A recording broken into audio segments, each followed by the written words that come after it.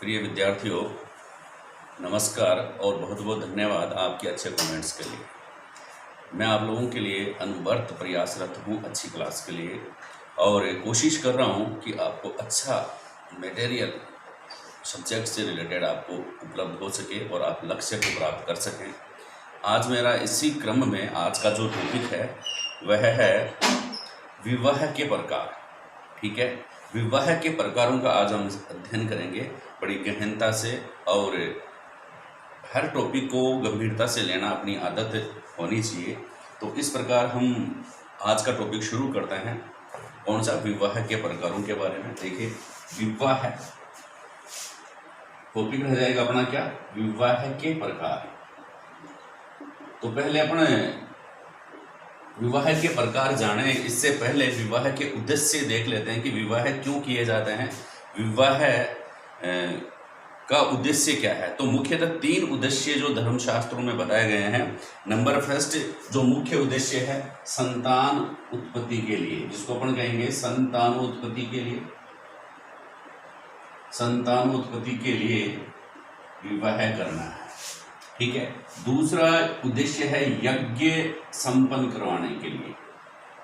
यज्ञ आदि संपन्न करवाने के लिए भी जोड़े की आवश्यकता होती है। तो यज्ञ करवाने के लिए किसकी आवश्यकता होती है? विवाह की आवश्यकता उद्देश्य है एक तरह से ये भी। इसके अलावा धर्म, जीवन में धर्म, अर्थ व काम, धर्म, अर्थ व काम आदि की प्राप्ति हेतु इसका क्या किया जाता है? विवाह किया जाता है। ये विवाह के उद्देश्य हैं।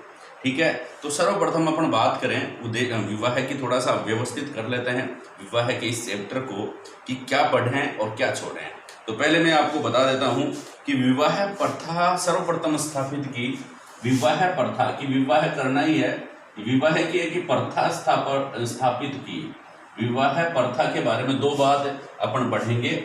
एक तो किसने स्थापित की, विवाह प्रथा किसने स्थापित की। फर्स्ट बार दिमाग में आप लोगों के आ ही जाता है यार, विवाह प्रथा जो है किसने स्थापित की। तो उस ऋषि का नाम क्या है? तो दीर्घतमा ऋषि।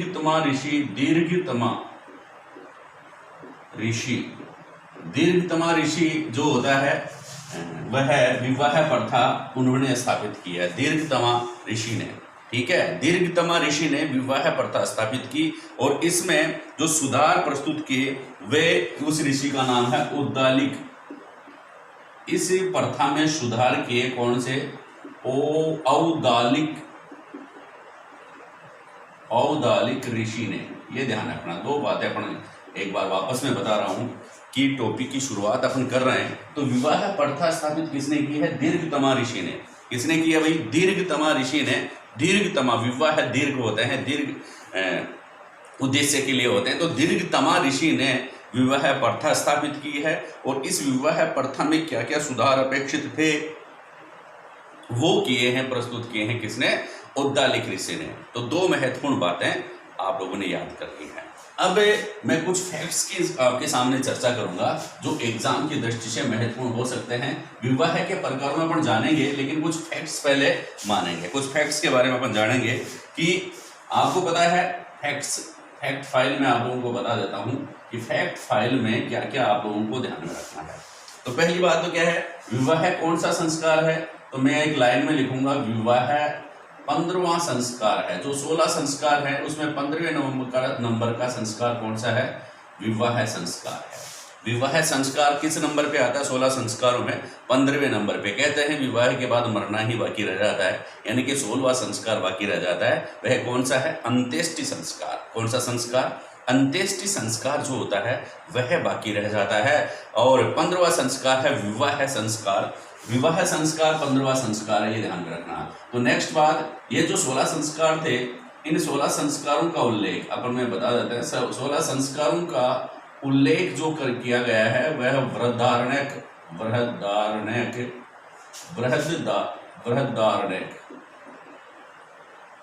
बृहदारण्यक उपनिषद जो है उसमें 16 संस्कारों के बारे में बता रखा है ना। 16 संस्कारों का उल्लेख इसमें किया गया है बृहदारण्यक उपनिषद में। सर्वप्रथम इसका शास्त्रीय विवेचन अपने को प्राप्त होता है। 16 संस्कारों का शास्त्रीय विवेचन कहाँ से प्राप्त होता है, तो आप बताएंगे बृहदारण्यक उपनिषद में से।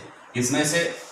बृहदारण्यक उपनिषद में। क्या बताएंगे? 16 संस्कारों का दार्शनिक शास्त्रीय विवेचन अपने को कहाँ से प्राप्त होता है सर्वप्रथम, तो आप बताएंगे बृहदारण्यक उपनिषद से प्राप्त होता है। फिर विवाह के बारे में सर्वप्रथम यहाँ देखेंगे, विवाह संस्कार का पूर्ण विवरण किसमें मिलता है। नेक्स्ट क्वेश्चन देखिए, विवाह संस्कार जो 15वां संस्कार है, विवाह संस्कार कौन सा है? 15वां संस्कार है। इसका पूर्ण उल्लेख किसमें किया गया? पूर्ण उल्लेख किस प्रकार विवाह करें, पूर्ण उल्लेख। प्रश्न आ गया, विवाह संस्कार का पूर्ण उल्लेख मिलता है तो किसमें? गृह सूत्र में। गृह सूत्र, विवाह के बाद गृह प्रवेश शुरू हो जाता है, तो गृह प्रवेश करती है वधू जो होती है, नए घर में प्रवेश करती है, तो गृह सूत्र आप लोग ध्यान में रखेंगे। विवाह संस्कार का पूर्ण उल्लेख हमें गृह सूत्र से प्राप्त होता है। विवाह संस्कार का पूर्ण उल्लेख हमें कौन से सूत्र से प्राप्त होता है? गृह सूत्र से प्राप्त होता है। दोस्तों मेरी क्लास में कोई भी, ना तो मैं एडिटिंग करता हूँ ना और कुछ कटिंग फटिंग करता हूँ, तो कोई भी छोटी मोटी अगर गलती हो जाए तो मैं क्षमा प्रार्थी रहूँगा, आप लोगों से चाहूँगा, क्षमा याचना चाहूँगा आप, क्योंकि मैं एडिटिंग करना मेरे को नहीं आ रहा है और ना मैं करता हूँ कि जैसी क्लास है वैसे आप लोगों के सामने पेश करता हूँ बनाने के बाद। विवाह संस्कार का उल्लेख, पूर्ण उल्लेख किसमें मिलता है? गृह सूत्र में से मिलता है। फिर नेक्स्ट आप लोगों से और भी देखिए, ऋग्वेद का 10वां मंडल, ऋग्वेद का जो 10वां मंडल है, 10वां मंडल ध्यान रखना, ऋग्वेद का जो 10वां मंडल है उसमें विवाह सूक्त के बारे में है। यह आप लोगों से संबंधित बड़े महत्वपूर्ण प्रश्न है कि विवाह सूक्त का उल्लेख किसमें, ऋग्वेद के कौन से मंडल में विवाह सूक्त का उल्लेख मिलता है या विवाह सूक्त का उल्लेख किया गया है। ध्यान रखेंगे कि ऋग्वेद के कौन से मंडल में विवाह सूक्त का उल्लेख किया गया है? 10वां मंडल है ना। विवाह हो गया बस और ऋग्वेद का मंडल है 10, ठीक है। ऋग्वेद का 10वां मंडल जो है विवाह सूक्त है। आजकल विवाह है बड़ी प्रॉब्लम हो रही है कि हर किसी की तो शादी विवाह नहीं हो रहे हैं, स्पेशली लड़कों के सामने ये परेशानियां हैं। तो लड़की क्या चाहते हैं? विवाह हो जाए बस, और ऋग्वेद का मंडल है 10, ठीक है, याद रखेंगे 10वां मंडल विवाह सूक्त से संबंधित है। और गृह सूक्त में विवाह संस्कार का पूर्ण विवरण दिया गया है। संस्कार में कितने नंबर पे आता है? 15वें नंबर पे आता है। और 16 संस्कारों का उल्लेख जो है बृहदारण्यक उपनिषद में किया गया है, बृहदारण्यक उपनिषद में किया गया है। और देखिए अपन इसकी चर्चा करें, वैदिक काल की महत्वपूर्ण बातें और देखें कि अपन पढ़ ही रहे हैं वैदिक काल से संबंधित, तो वैदिक काल की महत्वपूर्ण बातों में अपन चर्चा कर रहे हैं कि आप लोग ध्यान में रखें। दोबारा से थोड़ा सा रिवाइज भी हो रहा है आप लोगों के। पहले की जो क्लास थी उनमें मैं बता चुका हूं। आप ये ध्यान में रखेंगे कि वैदिक काल में बाल विवाह प्रचलित नहीं था, बाल विवाह प्रचलित नहीं था, सती प्रथा भी प्रचलित नहीं थी, ठीक है। बाल विवाह प्रचलित नहीं था, सती प्रथा भी प्रचलित नहीं थी। और इसके अलावा और देखिए आपकी एज जो विवाह की उम्र मुख्यतः 16-17 वर्ष, लेकिन आपको पता है कि गर्भाधान संस्कार जो था, गर्भाधान संस्कार अपन पढ़ चुके हैं पहले, फर्स्ट नंबर का संस्कार है गर्भाधान संस्कार, प्रथम संस्कार है। इस संस्कार में उम्र जो बताई गई है वह लड़की की उम्र, इस संस्कार के लिए लड़की की उम्र 16 वर्ष बताई गई थी और लड़के की उम्र 25 वर्ष, यानी कि डिफरेंस जो है वो लगभग 9 साल का डिफरेंस बताया गया कि अगर लड़की की कम से कम उम्र 16 वर्ष की होनी चाहिए और लड़के की उम्र 25 वर्ष की होनी चाहिए, ठीक है, गर्भाधान संस्कार। लेकिन शादी की उम्र यहाँ 16 वर्ष डिसाइड, 16-17 वर्ष डिसाइड की गई है, बताई गई है। किसमें? वैदिक काल में। वैदिक काल में लड़की की उम्र कितनी? इस विवाह की उम्र 16-17 वर्ष लड़के की।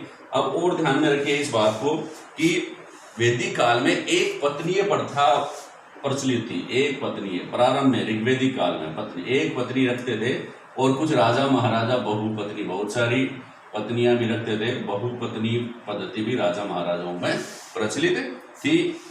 अब देखो विवाह कई प्रकार की पद्धतियों से उसमें किया जाता था, तो बहुत ही इंपॉर्टेंट पर्सन आप लोगों के लिए है कि अथर्ववेद जो है उसमें बता रखा है। अथर्ववेद, अथर्ववेद कौन सी वैदिक सभ्यता से रह गया, तो आप बताएंगे अथर्ववेद उत्तर वैदिक कालीन से संबंधित है। ध्यान रखना, अथर्ववेद उत्तर वैदिक कालीन से है। और अथर्ववेद में दो प्रथाओं का उल्लेख, एक प्रथा है, एक तो स्वयंवर प्रथा। स्वयंवर प्रथा के बारे में आप लोगों से प्रश्न पूछ ले, स्वयंवर प्रथा का उल्लेख इसमें किया गया है, तो अर्थ निकलता है गोपद ब्राह्मण है, इसका ध्यान रखना। स्वयंवर, स्वयंवर अपना वर खुद चुने, स्वयंवर प्रथा आप जो जानते हो इसको, स्वयंवर प्रथा को, जिसमें जो लड़की या वधू जो है वह खुद अपना वर चुनती थी, दैट इज स्वयंवर प्रथा। और राम का विवाह भी इस प्रकार से हुआ था, अर्जुन का विवाह भी इस प्रकार से हुआ था। तो अथर्ववेद में स्वयंवर प्रथा का उल्लेख किया गया है। स्वयंवर प्रथा का उल्लेख इसमें किया गया है अथर्ववेद में। और विधवा विवाह के बारे में ध्यान रखना, विधवा विवाह का उल्लेख भी किसमें किया गया है, अथर्ववेद में किया गया है। विधवा विवाह का उल्लेख भी किसमें किया गया है, अथर्ववेद में किया गया है। और आप ध्यान में रखेंगे कि अगर कोई महिला या विधवा दोबारा से मतलब पुनर्विवाह कर लेती है तो उसको पुनर्भू कहा जाता था। क्या कहा जाता था, विधवा विवाह होने के बाद उस महिला को पुनर्भू कहा जाता था, पुनर्भू। ध्यान में रखना, पुनर्भू किसे कहते थे, शब्द भी पूछ लेते हैं कि विधवा का विवाह होने के बाद उसके लिए पुनर्विवाह कर दिया गया तो उसको लिए शब्द काम में लेते थे, पुनर्भू। कौन से शब्द काम में लेते थे भाई, पुनर्भू शब्द काम में लेते थे। ठीक है, अब अपन चर्चा करेंगे किसकी, और प्रथाएं जो हैं उसके बारे में। एक महत्वपूर्ण प्रथा है वह है नियोग प्रथा। नियोग प्रथा भी इससे संबंधित महत्वपूर्ण प्रश्न है फैक्ट्स फाइल में। नियोग प्रथा क्या है, नियोग प्रथा क्या है भाई, ये कुछ महत्वपूर्ण प्रश्न की अपन चर्चा कर रहे हैं जो आप लोगों के लिए एग्जाम की दृष्टि से महत्वपूर्ण है। इसके बाद हम अपन चर्चा करेंगे किसकी, विवाह के प्रकारों के बारे में। नियोग प्रथा क्या है, अगर किसी स्त्री का विवाह हो गया और उसके पति की मृत्यु हो गई, खास बात क्या है, नियोग प्रथा क्या है, पति की मृत्यु हो गई और पति की मृत्यु के बाद उस महिला को अधिकार होता दिया जाता था नियोग प्रथा के तहत, क्या कि वह किसी अपने निकट संबंधी या देवर के साथ सहवास करके कोई पुत्र संतान उत्पत्ति कर सकती है। इस प्रथा को नाम दिया गया है नियोग प्रथा। क्या प्रथा, कौन सी प्रथा, नियोग प्रथा। मतलब देवर या निकट संबंधी, देवर या कोई भी निकट संबंधी व्यक्ति जो है, निकट संबंधी व्यक्ति के साथ सहवास करके संतान प्राप्त करना, सहवास करके पुत्र प्राप्त कर लेना, या फिर कोई भी संतान जो है कोई भी प्राप्त हो जाए तो इसको अपन क्या कहेंगे, नियोग प्रथा कहेंगे। कौन सी प्रथा कहेंगे, नियोग प्रथा। पति की मृत्यु के बाद महिला किसी अपने निकट संबंधी के साथ या देवर के साथ सहवास करके अगर पुत्र प्राप्ति करती है तो इस प्रथा को नियोग प्रथा नाम दिया गया है। यह भी उस समय प्रचलित थी। तो ये तो थी कुछ फैक्ट फाइल। आप अब नेक्स्ट जो अपना टॉपिक है वह है विवाह के प्रकार, उनकी हम चर्चा करेंगे। कोशिश करेंगे कि आप लोगों का एक भी प्रश्न गलत नहीं हो, ये विवाह है आप लोगों को समझ में आ जाए। देखिए, ऐसे तो कहते हैं कि जो खाए वो पछताए और जो न खाए वो भी पछताए, या आप ये कहेंगे जो खाए वो तो पछताए और जो न खाए वो ललचाए। ठीक है, तो विवाह ऐसा लड्डू है। तो प्रकार फिर भी अपन पढ़ेंगे एग्जाम की दृष्टि से। विवाह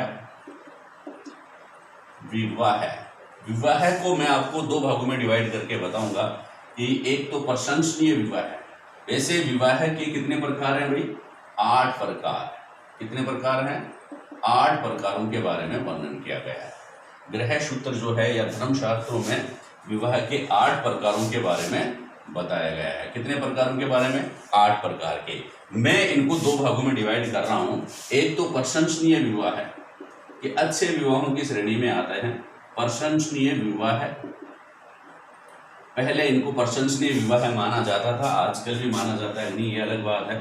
प्रशंसनीय विवाह है। और दूसरी कड़ी में बना देता हूं उसका निंदनीय विवाह है। निंदनीय प्रशंसनीय विवाह है और निंदनीय विवाह है। दो प्रकार के विवाह है, दो ग्रुप में बांटूंगा, प्रकार 8 ही रहेंगे। दो ग्रुप में मैंने बांट दिए हैं, एक तो प्रशंसनीय विवाह है और दूसरा निंदनीय विवाह है।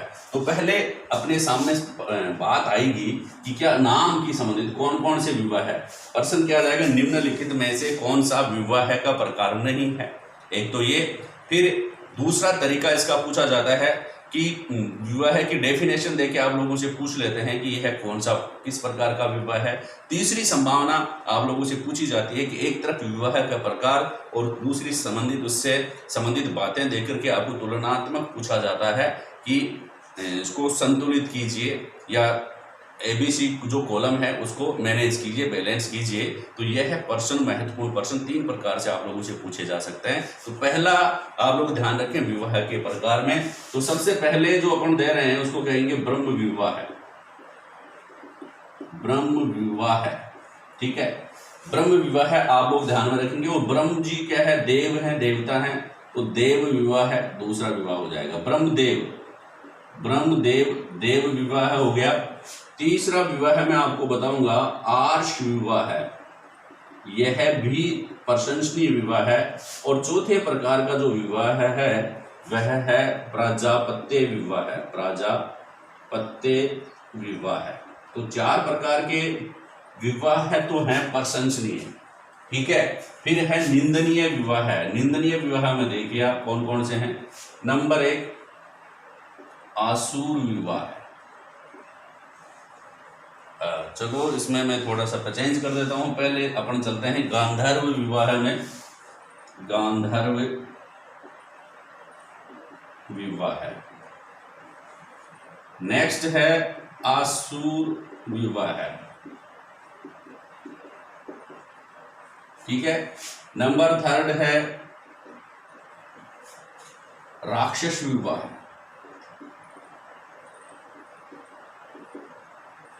मतलब 5 नंबर का, 6 नंबर का, 7वें नंबर का और 8वें नंबर का आ जाएगा।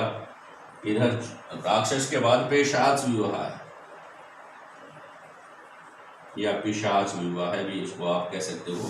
पेशाच विवाह है या पिशाच विवाह है कह सकते हो। वापस अपन रिवाइज करते हैं, 3 बार आप जरूर रीड करें, एक बार पढ़ने के बाद 3 बार। ब्रह्म विवाह है, देव विवाह है, आर्ष विवाह है, प्राजापत्य विवाह है। ब्रह्म देव आर्ष प्राजापत्य याद रह जाएंगे, ब्रह्मदेव आर्ष प्रजापत्य विवाह है, ठीक है। ज्यादा विवाह को बार बार नहीं बोले। ब्रह्म देव, पहला ब्रह्म, दूसरा देव, तीसरा आर्ष, चौथा प्रजापत्य, 5वां गंधर्व, 6वां आसुर, 7वां राक्षस और 8वां पेशाच विवाह है। आप लोग पढ़ने जा रहे हैं तो ध्यान से कंसंट्रेट माइंड होकर के आप दिमाग को एकदम कंसंट्रेट कर लीजिए अपन क्या बातें करने जा रहे हैं। देखिए नंबर 1 है ब्रह्म विवाह है। कौन सा विवाह है पढ़ रहे हैं अपन, ब्रह्म विवाह है पढ़ रहे हैं। आप इसको अगर मैं एक शब्द लिख दूंगा तो आप लोगों को समझ आएगा ये कौन सा विवाह है। तो मैंने लिख दिया अरेंज्ड मैरिज। ब्रह्म विवाह जो है वह अरेंज मैरिज है। अरेंज्ड या अरेंज मैरिज अपन कह सकते हैं, अरेंज मैरिज है ये। ब्रह्म विवाह कौन सा है, अरेंज मैरिज है। इसमें होता क्या है कि लड़की का पिता अपनी बच्ची के लिए, अपनी पुत्री के लिए कोई वर पसंद करता है, कोई लड़का पसंद करता है और लड़का योग्य वर पसंद करके उसके साथ उसकी शादी कर देता है। उसमें लड़की की इच्छा नहीं पूछी जाती है, सिर्फ उसके पिता को वह लड़का पसंद आना चाहिए और उसको लगना चाहिए कि वह अपनी बच्ची को या उसकी बच्ची को खुश रखेगा। तो वह ऐसा विवाह है जो कहलाता है वह ब्रह्म विवाह की श्रेणी में आता है। और वर्तमान में ये काफ़ी चर्चित हैं। हालांकि इस प्रकार के विवाह में रोड़े तो अटक रहे हैं, लेकिन फिर भी ये सबसे अच्छा विवाह माना जाता है, सर्वश्रेष्ठ विवाह माना जाता है। कौन सा विवाह है, ब्रह्म विवाह है। समझ गए, पिता द्वारा योग्य वर का चुनाव करके विधि पूर्वक अपनी पुत्री का उसके साथ विवाह कर देना ब्रह्म विवाह कहलाता है। आगे बात समझ में। अब नेक्स्ट देखिए देव विवाह है। देव विवाह में आपको सिर्फ एक शब्द याद रखना है, पुरोहित के साथ विवाह है। बाकी की शब्द आप फीड रखें दिमाग में, लेकिन एग्जाम में ये शब्द आएगा ना तब आपका प्रश्न सही होगा। पुरोहित के साथ विवाह। मतलब लड़की का पिता पुरोहित के साथ विवाह कर देते।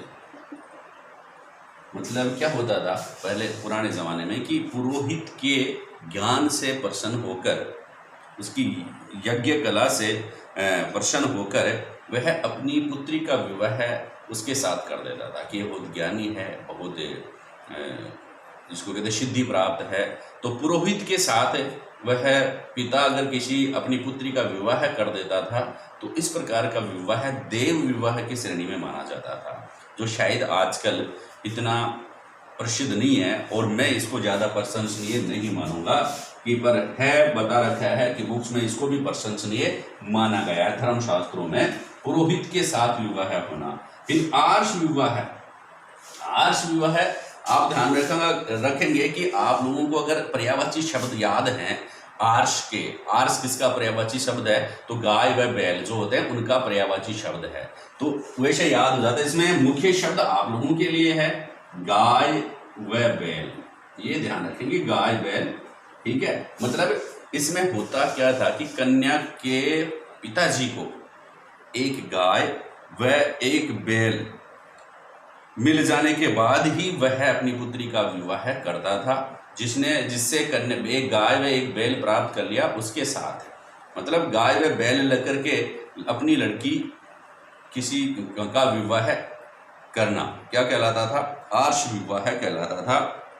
और मतलब कन्या का पिता जो था वह वर पक्ष से एक गाय व बैल लेकर अपनी पुत्री का विवाह उसके साथ कर दे तो वह कहलाता है आर्ष विवाह, आर्ष विवाह कहलाता है।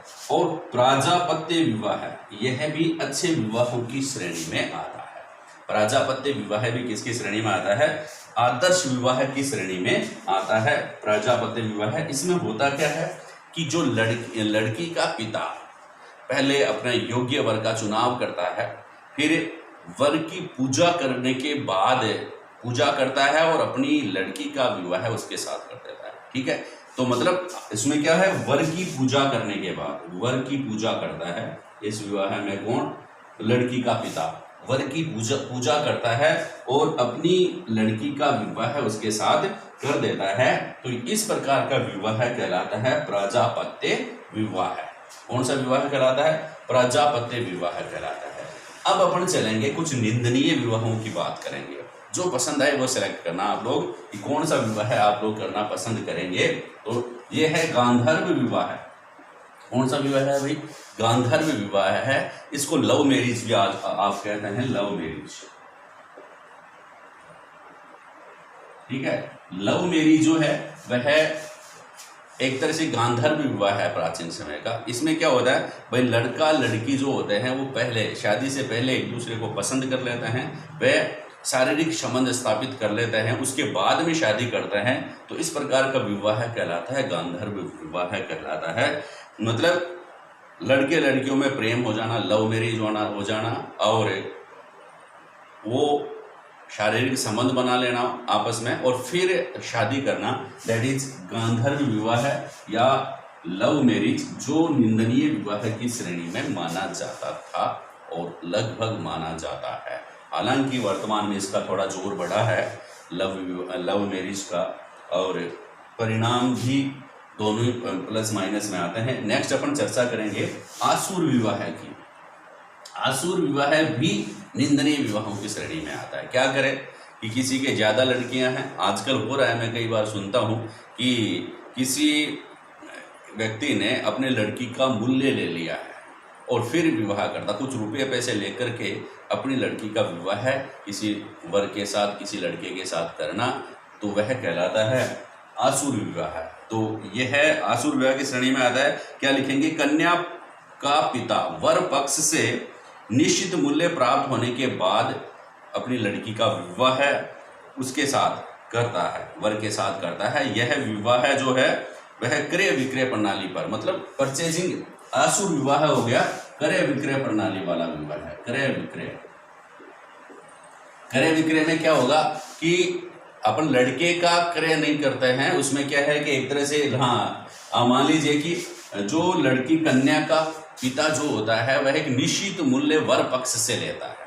निश्चित मूल्य किससे लेता है? वर पक्ष से लेता है। किसी की शादी नहीं हो रही, हाँ भाई मेरे को तो पैसे दे दे, मैं अपनी लड़की की शादी आपके साथ कर दूंगा, तो वर कुछ निश्चित मूल्य उससे प्राप्त करता है और अपने लड़की का विवाह जो होता है वर के साथ कर देता है। इस प्रकार का विवाह बहुत ही निंदनीय मैं इसको मानूंगा और सबसे निंदनीय विवाह की श्रेणी में इसको मैं डाल दूंगा कि वास्तव में अगर इस प्रकार का विवाह होता है तो अति निंदनीय विवाह है।